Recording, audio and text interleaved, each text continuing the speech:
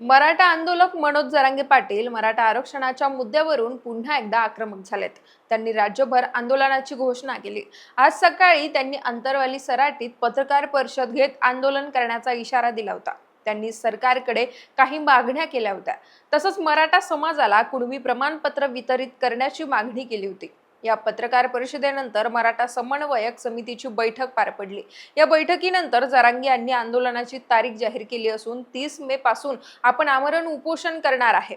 तसंच राज्यभरात शांततेचं आंदोलन करण्याची भूमिका त्यांनी जाहीर केली आहे. यामुळे आता सरकारसमोरील अडचणी वाढण्याची शक्यता आहे. आंदोलन सुरू व्हायच्या आधी सरकारनं आंदोलनाबाबत योग्य ती कार्यवाही करावी.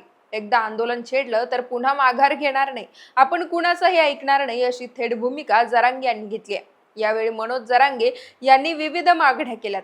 सरकारनं मराठा आरक्षणाबाबतची उपसमिती बरखास्त करावी. ही समिती काहीही काम करत नाही. आरक्षणासाठी नवीन समिती स्थापन करा.